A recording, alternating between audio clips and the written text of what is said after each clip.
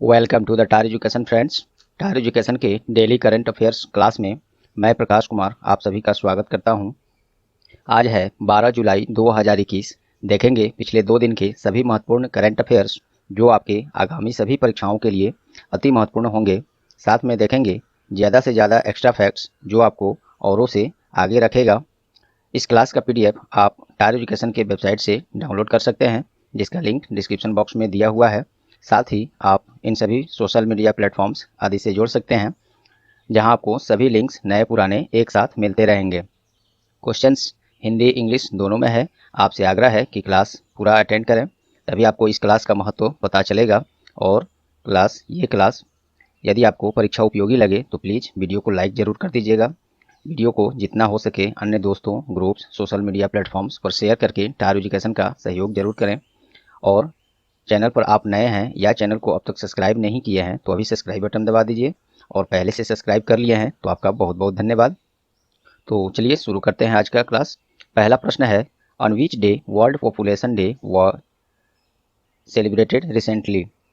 हाल ही में किस दिन विश्व जनसंख्या दिवस मनाया गया? तो इसका सही जवाब है 11 जुलाई। आसान प्रश्न है ये, लेकिन इसमें देखिए फैक्ट्स हम इतना लाए हैं जो आपको और बहुत लोगों को तो आसान होते हुए भी अभी मालूम नहीं होगा। तो विश्व जनसंख्या दिवस 11 जुलाई को प्रत्येक वर्ष मनाया जाता है। इसका थीम इस वर्ष है 2021 के लिए, impact of the covid pandemic on fertility. जनसंख्या की दृष्टि से भारत विश्व में दूसरे स्थान पर और चीन पहले स्थान पर है। ये भी बात बहुत लोग अच्छे से जानते हैं। आगे देखिए, भारत में पहली बार जनगणना ब्रिटिश वायसराय लॉर्ड मेयो के अधीन के समय में सन 1872 में हुई थी। और भारत में पहली संपूर्ण जनगणना की बात करें तो वो वर्ष 1881 में हुई थी। तब से ही प्रत्येक 10 वर्ष पर भारत में जनगणना राष्ट्रीय स्तर पर कराया जाता है। और ये जो है जनगणना गृह मंत्रालय के द्वारा कराया जाता है प्रत्येक 10 वर्ष पर। और वर्ष 2011 जो है लास्ट हम लोग का जनगणना हुआ था। उसके बाद से 10 साल बाद अर्थात 2021 में ही इस वर्ष देखिए अब ये कोविड-19 के कारण क्या होता है। तो 2011 तक भारत में 15 बार जनगणना कराया जा चुका है। और कुछ फैक्ट्स हम लोग देखते हैं। और यहाँ देखिए, जनगणना 2011 के अनुसार भारत की कुल जनसंख्या, इस तरह से हमने यहाँ पे चार्ट बनाया हुआ है। देखिए 2011 में का जनगणना जब हुआ तो कुल जनसंख्या 1,21,08,85,04,977 ये भारत की कुल जनसंख्या थी, जो कि अभी 130 करोड़ से भी ऊपर पार कर चुका है। अब जनगणना जब होगा तो क्लियर आएगा डाटा, जिसमें से पुरुष जनसंख्या इतना है, महिला जनसंख्या इतना है। साक्षरता दर की बात करें तो कुल साक्षरता दर 2011 जनगणना के अनुसार 74%। भारत की कुल जनसंख्या क्या 74.04% कुल जनसंख्या क्या ये साक्षर है, जिसमें से पुरुष साक्षरता दर जो है 82.14% है। महिलाओं का साक्षरता दर 65.46% है। और जनसंख्या घनत्व की बात करें तो प्रति वर्ग किलोमीटर 382 है, 382 है। लिंगानुपात की बात करें तो प्रति 1000 पुरुषों पर 943 महिलाएं हैं। तो ये सभी डाटा आप यहाँ से लेकर और इसका चार्ट आप स्क्रीनशॉट ले सकते हैं, जो कि आपको आगे इससे संबंधित प्रश्न में काम आएगा। चलिए अब बाकी ऑप्शन देख लेते हैं। 2 जुलाई को हाल ही में विश्व खेल पत्रकार दिवस मनाया गया है। 2 जुलाई को 6 जुलाई को हाल ही में विश्व जूनोज दिवस मनाया गया है। जूनोज दिवस क्या है? तो ये जूनोटिक बीमारी अर्थात जिसे रेबीज के नाम से भी जानते हैं, तो इसी के खिलाफ पहला टीकाकरण जब हुआ था उसी के उपलक्ष्य में प्रत्येक वर्ष 6 जुलाई को ये विश्व जूनोज दिवस मनाया जाता है। और ये जूनोज या इसे जूनोसिस भी बोलते हैं, एक संक्रामक रोग है जो मुख्य रूप से जानवरों से मनुष्यों में फैलता है। 1 जुलाई को क्या मनाया गया? वैसे तो 1 जुलाई को बहुत दिवस हैं और उसका हम लोग चर्चा अभी फटाफट कर भी लेते हैं। चलिए, 1 जुलाई को सबसे महत्वपूर्ण है गुड्स एंड सर्विसेज टैक्स दिवस मनाया गया। उसी दिन 1 जुलाई 2017 को ही भारत सरकार द्वारा कर प्रणाली में ऐतिहासिक सुधार करते हुए एक राष्ट्र एक कर अपनाने के लिए गुड्स एंड सर्विसेज टैक्स, जिसे हम लोग शॉर्ट में GST बोलते हैं, का निर्माण किया गया। और वर्तमान में वित्त मंत्री निर्मला सीतारमण है। अभी हाल ही में केंद्र सरकार में मंत्रियों का फेरबदल हुआ है, नए मंत्री आए हैं, कुछ गए हैं। तो इसमें निर्मला सीतारमण पहले भी वित्त मंत्री थी, अभी भी बनी हुई हैं। और निर्मला सीतारमण के बारे में एक महत्वपूर्ण बात है कि भारत की पहली पूर्णकालिक महिला वित्त मंत्री ये निर्मला सीतारमण है, तो ये भी फैक्ट रखेंगे याद। 1 जुलाई को एक और दिवस है, राष्ट्रीय डॉक्टर दिवस। 1 जुलाई को एक और दिवस है, अंतर्राष्ट्रीय फल दिवस। एक और है राष्ट्रीय डॉक्टर दिवस, वो तो हो ही गया। हाँ, चार्टर्ड अकाउंटेंट्स डे 1 जुलाई को ही मनाया गया। 1 जुलाई को राष्ट्रीय डाक कर्मचारी दिवस भी मनाया गया। और विश्व डाक दिवस कब मनाया जाता है? तो 9 अक्टूबर को। 1 जुलाई को स्टेट बैंक ऑफ इंडिया ने अपना 66वां स्थापना दिवस भी मनाया। तो ये सभी फैक्ट्स 1 जुलाई को केवल रहा है, जो आहिस्ता आहिस्ता हम लोगों ने देखा। उम्मीद करता हूँ आप लोग को ये ज़्यादा ओवर नहीं हुआ होगा, धीरे धीरे माइंड में शिफ्ट होते जाएगा। घबराए नहीं, डेली क्लास आप अटेंड करें ज़रूर। और देखिए धीरे धीरे आपको प्रेशर में नहीं रहना है, करंट अफेयर्स कैसे होगा, सभी फैक्ट्स कैसे होंगे, डेली अटेंड कीजिए। धीरे धीरे सभी फैक्ट्स, सभी प्रश्न आराम से आपके माइंड में शिफ्ट होते जाएगा और आपके एग्जाम्स में वो सभी फायदे करेंगे। चलिए अगला प्रश्न है, हाल ही में कौन टोक्यो ओलंपिक में शूटिंग के लिए ज्यूरी सदस्य बनने वाले पहले भारतीय बन गए हैं? तो वेरी इंपॉर्टेंट है ये और सम्मान की बात है कि कभी ओलंपिक में ज्यूरी सदस्य क्या होता है? जो चुनाव करते हैं किसी प्लेयर का, किसी कोच का चुनाव करते हैं पुरस्कार के लिए, क्वालिफाई के लिए। तो वो चुनाव जब किया जाता है, जज जिनको कहा जा सकता है, उन्हीं को, उस सभी सदस्यों को मिलाकर एक ज्यूरी बनता है, उसी को बोलते हैं। तो उसी में सदस्य बने हैं, ये पहले भारतीय बन गए हैं, सम्मान की बात है भारत के लिए। तो कौन बने हैं? तो ये पवन सिंह वो बिहार में जो हीरो हैं वो नहीं, तो ये पवन सिंह हैं, दूसरे पवन सिंह हैं। पवन सिंह जो हैं national rifle association of India, यहाँ है देखिए फिर से, national rifle association of India NRAI के महानिदेशक हैं। इन्हीं को ओलंपिक में शूटिंग के लिए ज्यूरी के सदस्य बनाए गए हैं और ये पहले भारतीय बन गए हैं ऐसा पद पाने वाले। और टोक्यो ओलंपिक 23 जुलाई से 8 अगस्त के बीच जापान के टोक्यो में आयोजित किया जाएगा, ये भी फैक्ट याद रखेंगे। चलिए बाकी ऑप्शन देखते हैं। सिरिसा बंदला, ध्यान से देखिएगा, सभी ऑप्शन काफ़ी महत्वपूर्ण है। सिरिसा बंदला ये अंतरिक्ष में उड़ान भरने वाली दूसरी भारतीय महिला बन गई हैं। पहली थी कल्पना चावला, उनके बारे में कल वीकली करंट अफेयर्स हम जब करा रहे थे, आप लोग भी वो देख लीजिएगा जिन्होंने भी नहीं देखा है, तो वहाँ भी उनका चर्चा किए थे। तो पहली महिला थी भारतीय महिला अंतरिक्ष यात्री कल्पना चावला थी, जो कि सफलतापूर्वक सब कुछ करके वो जब लौट रही थी तो पृथ्वी पर पहुँचने से थोड़ी ही देर पहले उनका दुर्घटनाग्रस्त हो गया विमान और उसमें उनका मौत हो गया। और दूसरा अब ये हैं सिरिसा बंदला, ये दूसरी भारतीय महिला अंतरिक्ष यात्री बन गई हैं, यही है इस फैक्ट में। और ये आंध्र प्रदेश के गुंटूर जिले की रहने वाली हैं। अंशुला राव ये डोपिंग टेस्ट में फेल होने वाली पहली भारतीय महिला क्रिकेटर बन गई हैं। पहली शब्द लगा है, वेरी इंपॉर्टेंट है। तो डोपिंग टेस्ट में फेल होने वाली पहली भारतीय महिला क्रिकेटर हैं अंशुला राव, और ये मध्य प्रदेश की ऑलराउंडर महिला क्रिकेटर है। डोपिंग टेस्ट भारत में कौन कराता है? एक संस्था है नाडा, नेशनल एंटी डोपिंग एजेंसी। इसकी स्थापना 2005 में, हेडक्वार्टर न्यू दिल्ली है। चेयरमैन इसके खेल मंत्री जो वर्तमान में होते हैं वही होते हैं। और ब्रांड एम्बेसडर अभी इसके नाडा के सुनील सेठी हैं, जो अभिनेता हैं बॉलीवुड में हम लोग के, वही हैं। अदिति अशोक ये हाल ही में टोक्यो ओलंपिक में क्वालिफाई होने वाली पहली भारतीय महिला गोल्फर बन गई हैं। तो ये सब फैक्ट्स मिले दूसरे प्रश्न से। देखिए अगला है, हाल ही में किसने विंबलडन टेनिस टूर्नामेंट का महिला एकल खिताब जीता है?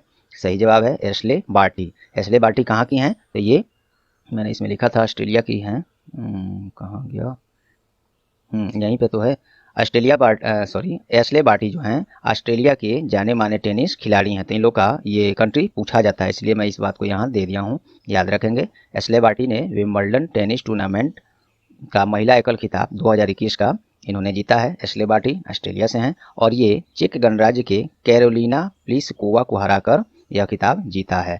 और विंबलडन टेनिस टूर्नामेंट के 134वें संस्करण का आयोजन ये जो हुआ है इस बार, ये 134वें संस्करण है।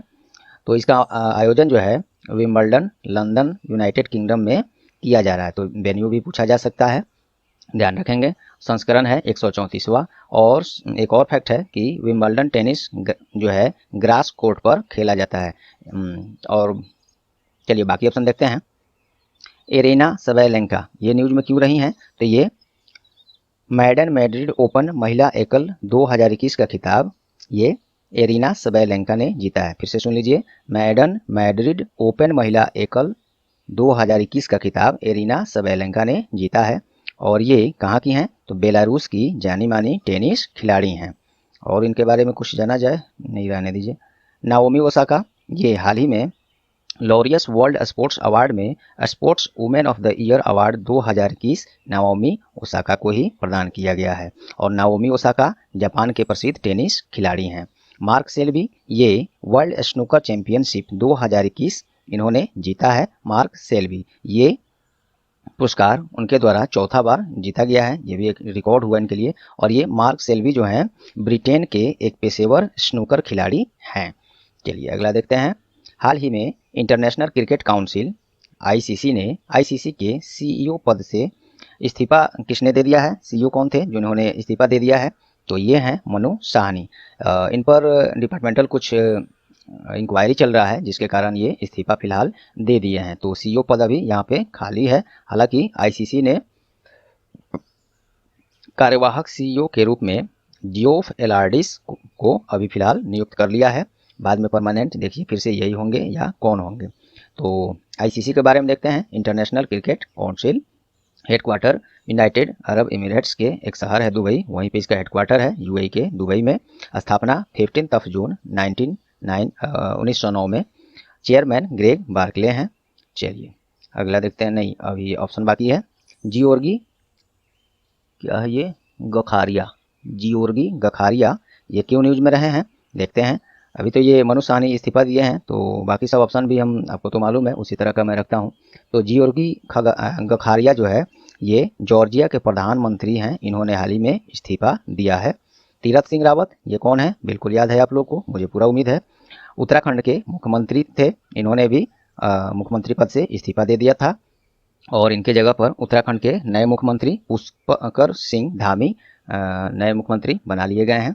चलिए पीके सिन्हा, ये कौन है? तो ये नरेंद्र मोदी के प्रधान सलाहकार थे, इन्होंने भी अपने निजी कारणों से इस्तीफा दिया था। ये नहीं कि ऑफिशियल कोई दबाव या मोदी जी के कोई दबाव से, ये नहीं, ये अपने पर्सनल कारणों से, निजी कारणों से इस्तीफा दे दिए थे। पीके सिन्हा मोदी जी प्रधानमंत्री कार्यालय में मोदी जी के सलाहकार थे, प्रधान सलाहकार। चलिए नेक्स्ट देखते हैं। हाल ही में जारी पुस्तक द प्रेगनेंसी बाइबल, ये किसके द्वारा लिखा गया है? तो ये करीना कपूर, कपूर तक ही नहीं, इसमें खान भी जोड़ लीजिए, करीना कपूर खान, क्योंकि इन्होंने सैफ अली खान से विवाह रचा ली थी। चलिए आगे देखते हैं। ये जो है देखिए, ये पुस्तक द प्रेगनेंसी बाइबल जो है करीना कपूर खान ने लिखा है। ये इस पुस्तक में वे अपने इसको फिर से देखिए।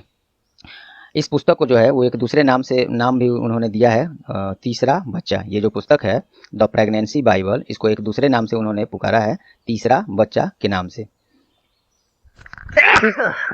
सॉरी दोस्तों, बिना स्टॉप किए मैं अचानक आ गया, माफ़ी चाहता हूँ। इसको मैं रिड्यूस करने का कोशिश करूँगा इस साउंड को। सॉरी। चलिए, इस पुस्तक में वे प्रेगनेंसी के दौरान अपने शारीरिक और भावनात्मक अनुभव को साझा किया है। The pregnancy Bible Kareena Kapoor Khan की पुस्तक है। इसमें वे अपने प्रेगनेंसी के दौरान शारीरिक और भावनात्मक अनुभव को साझा किया है। और चलिए बाकी ऑप्शन देखते हैं। बाकी ऑप्शन भी कोई ना कोई पुस्तक लिखे होंगे इनके द्वारा। देखिए रवि शास्त्री, ये हाल ही में एक पुस्तक लिखे हैं, stargazing the players in my life. Ravi Shastri का पुस्तक है stargazing the players in my life. जल्द ही राइटिंग पैड और पेन ये हम लोग का सही हो जाता है, तो हम लोग ये जो हम बोल रहे हैं बहुत कुछ डाटा वो लिख कर भी देखा जाएगा, जिससे आप लोग को और आसानी होगा ऑब्जर्व करने में और याद रखने में। तो ये पुस्तक रवि शास्त्री ने लिखा है। रवि शास्त्री वर्तमान में भारतीय क्रिकेट टीम के कोच हैं। और अशोक चक्रवर्ती, ये इन्होंने भी हाल ही में एक पुस्तक लिखा है, नाम है पुस्तक का the struggle with in a memoir of the emergency. Actually में इस पुस्तक में जो है 25 जून 1975 से 21 मार्च 1977 तक 21 महीने की अवधि में जो भारत में आपातकाल लगाया गया था, उसी के बारे में चर्चा किया गया है। और इस आपातकाल को भारत के सबसे काले दिनों में से एक माना जाता है।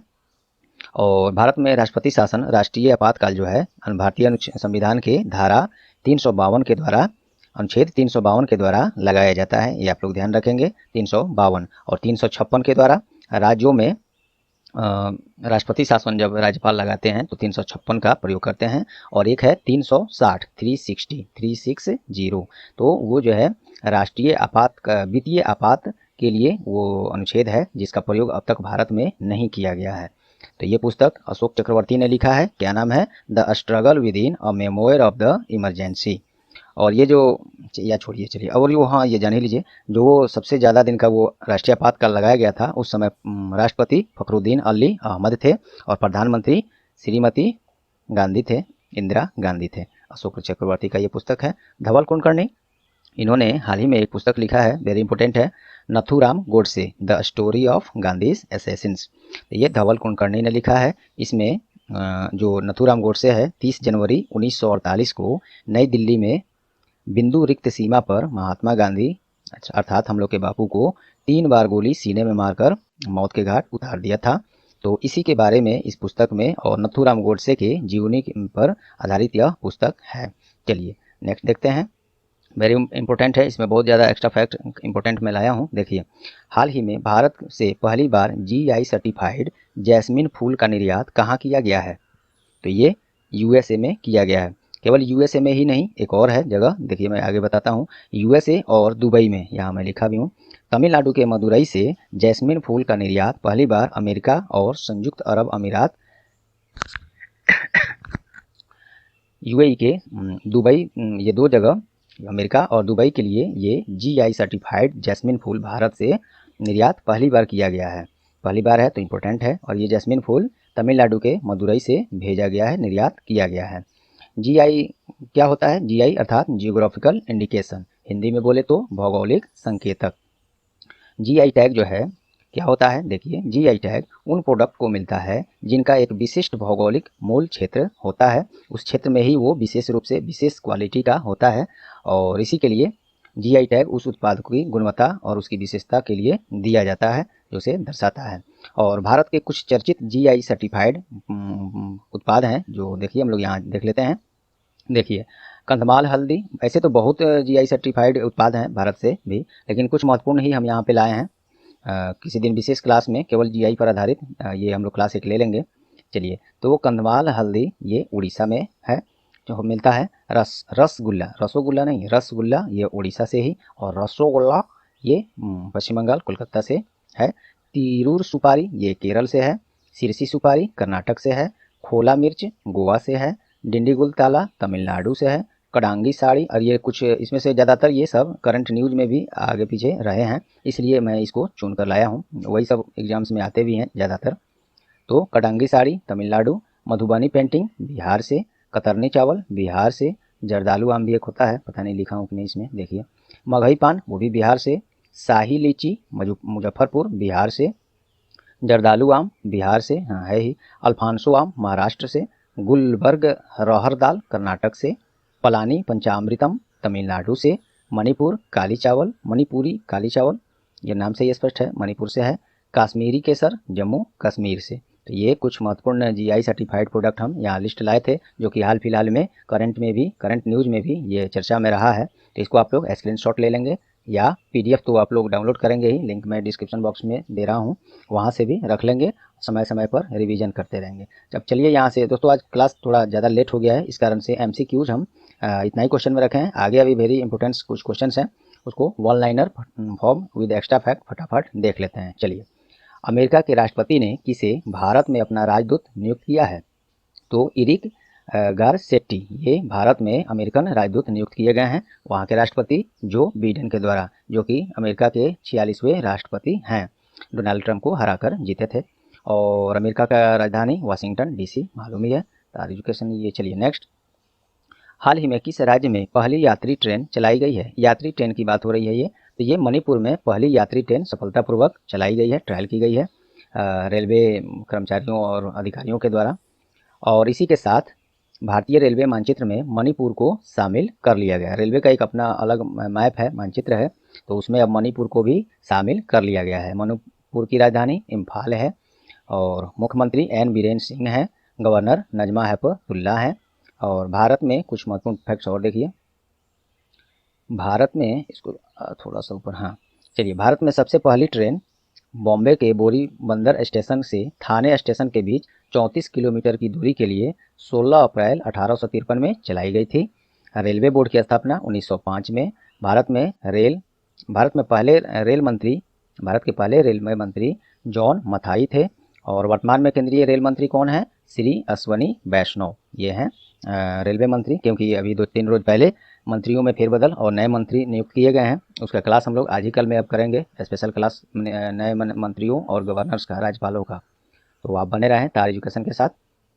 तो नए रेल मंत्री श्री अश्वनी वैष्णव हो गए हैं, पहले पीयूष गोयल थे। चलिए नेक्स्ट देखते हैं। हाल ही में किस दिन राष्ट्रीय मत्स्य किसान दिवस मनाया गया? ओके, मिटाने दीजिए इसको। राष्ट्रीय मत्स्य किसान दिवस मनाया गया 10 जुलाई को। यह दिवस मत्स्य किसानों, जलीय उद्यमियों, मछुआरों, हितधारकों और मत्स्य पालन में उनके योगदान के लिए सम्मानित करने के लिए मनाया जाता है। और ministry of fishery, animal husbandry and dairy कौन है? अभी नए बने हैं, पहले तो गिरिराज सिंह थे, अभी बन गए हैं श्री पुरुषोत्तम रूपाला। याद रखेंगे, ये धीरे धीरे कुछ मंत्री तो ऐसे ही हम लोग याद कर लेंगे। और स्पेशल क्लास ला रहे हैं, उसको आप लोग देख लीजिएगा और प्ले लिस्ट में हम डाल देंगे, वहाँ से जब भी ज़रूरत पड़े फिर से देख लीजिएगा। चलिए नेक्स्ट। हाल ही में किस भारतीय चेस ग्रैंड मास्टर ने सर्बिया ओपन चेस चैंपियनशिप जीता है? ये सर्बिया यहाँ पे रह रहेगा, लेकिन ये पता नहीं क्यों अपने वेबसाइट से जब डाटा बनाकर यहाँ पे मैं MS वर्ड में इसको जब फिट करता हूँ तो यहाँ पे कुछ का कुछ हो जाता है। इसको मैं देखता हूँ क्यों ऐसा हो रहा है। चलिए, तो सर्बिया ओपन चेस चैंपियनशिप अभी किस ग्रैंड मास्टर ने जीता है? और ये भारतीय हैं, कौन है? निहाल सरीन ने ये सर्बिया ओपन चेस चैंपियनशिप जीता है। और ये कहाँ पे आयोजन हुआ है इस चैंपियनशिप का? तो सर्बिया के बेलग्रेड में। और निहाल सरीन हाल ही में Silver Lake open chess tournament 2021 का खिताब भी जीता था। और ये 16 वर्ष के निहाल सरीन जो हैं केरल राज्य से संबंध रखते हैं। नेक्स्ट। प्रतिस्पर्धा कानून और नीति को मजबूत करने के लिए भारत सरकार ने किस देश के साथ समझौता किया है? तो जापान के साथ। इस प्रश्न को इंग्लिश में भी देखिए, थोड़ा सा अच्छा समझ में आएगा। With which country has the government of India signed and agreement to strengthen competition law and policy? तो ये जापान के साथ। तो भारत सरकार ने कंपटीशन कमीशन ऑफ इंडिया, जिसे शॉर्ट में CCI बोलते हैं, और जापान के फेयर ट्रेड कमीशन के बीच समझौता मेमोरेंडम ऑफ कॉर्पोरेशन MOC जिसको बोलेंगे, को मंजूरी दे दिया है भारत सरकार ने। जापान की राजधानी टोक्यो, करेंसी जापानीज येन और प्रधानमंत्री वहाँ योशिहिदे सुगा। चलिए नेक्स्ट देखते हैं। हाल ही में किसने स्क्रिप्स नेशनल स्पेलिंग बी पुरस्कार जीता है? तो ये Zaila Avant Garde. Scripps National Spelling Bee ये जीता है जयला अवंत ग्रेड। 96 वर्ष के इतिहास में जयला अवंत ग्रेड लुसियाना से पहले अफ्रीकन अमेरिकन विजेता हैं। ये लुसियाना की हैं और ये पहली अफ्रीकन अमेरिकन विजेता इस तरह के बन गई हैं। और पुरस्कार के रूप में उनको $50,000 ये दिया जाएगा। क्या है ये पुरस्कार? ये स्क्रिप्स नेशनल स्पेलिंग बी। तो ये जो है विद्यार्थियों के वोकेबलरी, वर्ड मीनिंग जो हम लोग बोलते हैं, याद करते हैं, वही वोकेबलरी और इंग्लिश में वो किसी भी वर्ड की स्पेलिंग मजबूत करने के लिए यह प्रतियोगिता कराया जाता है। और इस प्रतियोगिता को में भाग लेने के लिए बच्चे अच्छे से इसको फाइट करने के लिए उस तरह का स्टडी करते हैं, रणनीति बनाते हैं, पढ़ाई करते हैं। तो यही करने के लिए प्राइज प्रत्येक वर्ष प्रदान किया जाता है। चलिए next. Reserve bank of India ने फेडरल बैंक के MD और CEO के रूप में नियुक्त करने के लिए अनुमति दे दिया है। किसको? श्याम श्रीनिवासन को MD एंड CEO बनाया जाएगा अब फेडरल बैंक के MD एंड CEO। ये RBI ने अप्रूवल दे दिया है। फेडरल बैंक जो इसका हेडक्वार्टर अलुवा जो कि केरला में है। स्थापना 28 अप्रैल 1931 में। MD and CEO Shyam Srinivasan वही हो गए। और टैगलाइन इसका योर परफेक्ट बैंकिंग पार्टनर, ये इसका टैगलाइन है। RBI ने ये अप्रूवल दिया है, उसके बारे में भी देख लेते हैं। RBI की स्थापना 1 अप्रैल 1935 में। नेशनलाइजेशन इसका राष्ट्रीयकरण 1 जनवरी 1949 को। गवर्नर इसके शक्तिकांत दास हैं और ये 25वें टर्म के गवर्नर हैं भारतीय रिजर्व बैंक के। और इसमें 4 उप गवर्नर होते हैं। पहले हैं महेश कुमार जैन, दूसरे हैं माइकल देवव्रत पात्रा, तीसरे हैं M राजेश्वर राव, चौथे हैं T रविशंकर। और ये हाल ही में T रविशंकर राव बनाए गए हैं। M राजेश्वर राव भी इनसे जस्ट पहले बनाए गए थे, ध्यान रखेंगे। अगला है हाल ही में जारी पुस्तक द रामायण ऑफ श्री गुरु गोविंद सिंह जी किसके द्वारा लिखा गया है? तो बलजीत कौर तुलसी। ये एक तो पुस्तक है, इसलिए इस पर गुरु गोविंद सिंह जी के नाम पर है, तो ये खास तो है ही। और ज़्यादा खास इसलिए है कि इस पुस्तक की पहली कॉपी जो है माननीय प्रधानमंत्री श्री नरेंद्र मोदी को प्रदान किया गया है, इसलिए और ख़ास है। द रामायण ऑफ श्री गुरु गोविंद सिंह जी, लेखक हो गए बलजीत कौर तुलसी। चलिए नेक्स्ट। इसरो द्वारा सैटेलाइट लॉन्चिंग में सहयोग करने वाला पहला कौन भारत का पहला स्कूल बन गया है? ये इसरो को सहयोग करेगा। तो ये कर्नाटक के मालेश्वरम से एक स्कूल है, गवर्नमेंट हाई स्कूल, वही उसी के बच्चे और ये स्कूल जो है इसमें सहयोग करेंगे सैटेलाइट लॉन्चिंग में, जो कि इसरो के द्वारा किया जाएगा। कर्नाटका से है, कर्नाटका की राजधानी बेंगलुरु। मुख्यमंत्री BS येदियुरप्पा और गवर्नर हाल ही में 6 तारीख को इसी माह में नए बनाए गए हैं, थावर चंद्र गहलोत। और इसरो के बारे में देख लेते हैं, बात हुई है इसरो के बारे में भी। इसरो की फुल फॉर्म है इंडियन स्पेस रिसर्च ऑर्गेनाइजेशन। स्थापना 15 अगस्त 1969 1969 में। हेडक्वार्टर बेंगलुरु है। चेयरमैन के सिवन है। चलिए नेक्स्ट 1-2 क्वेश्चन और होगा दोस्तों, ज़्यादा घबराइए नहीं, पढ़ाई है, पढ़ना है, सबसे आगे रहने के लिए मेहनत तो करना पड़ेगा, भागने से नहीं होगा। चलिए, हाल ही में किस जाने माने आयुर्वेद फिजिशियन का निधन हो गया है? तो ये PK वॉरियर का निधन हो गया है। PK वॉरियर ये जाने माने आयुर्वेद फिजिशियन थे और कहाँ से? तो ये केरल से थे। इनको जो है पद्मश्री, पद्म विभूषण, यहाँ कॉमा छूट गया है, पद्मश्री, पद्म विभूषण जैसे पुरस्कारों से सम्मानित किया जा चुका था PK वॉरियर को। चलिए नेक्स्ट, हाल ही में किसे बहरीन केरला समाज के साहित्य पुरस्कार 2021 से सम्मानित किया गया है? तो NN पिल्लई। फिर से समझिए ये क्या है? बहरीन केरला समाज के साहित्य पुरस्कार 2021 ये मिला है NN पिल्लई को।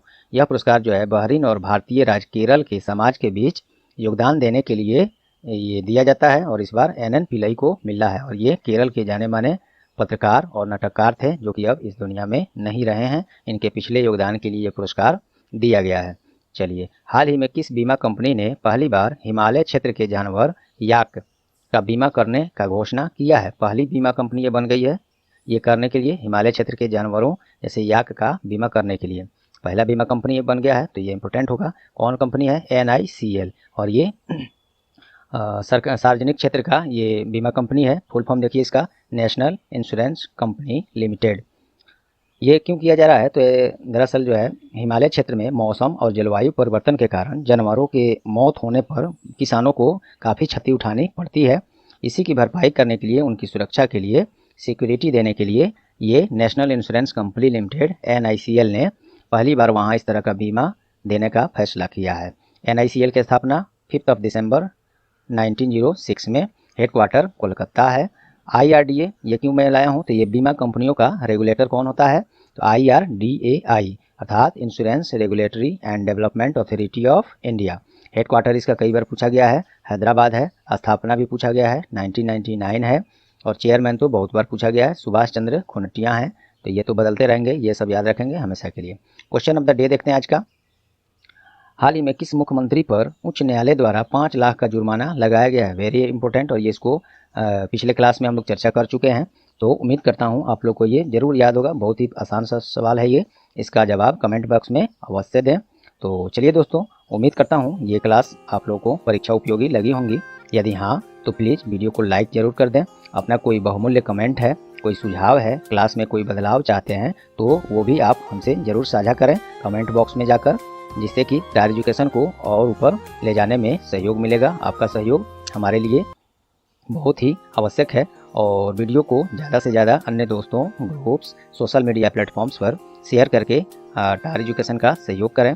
और सबसे बड़ा रिक्वेस्ट आपसे कि चैनल पर आप नए हैं या अब तक सब्सक्राइब नहीं किए हैं तो प्लीज़ अभी सब्सक्राइब बटन दबा दीजिए। और पहले से सब्सक्राइब कर लिए हैं तो आपका दिल से आभार। और बेल आइकन भी साथ में दबा दीजिए, जिससे आपको आगे आने वाली सभी महत्वपूर्ण क्लास के नोटिफिकेशन सबसे आगे मिल जाए।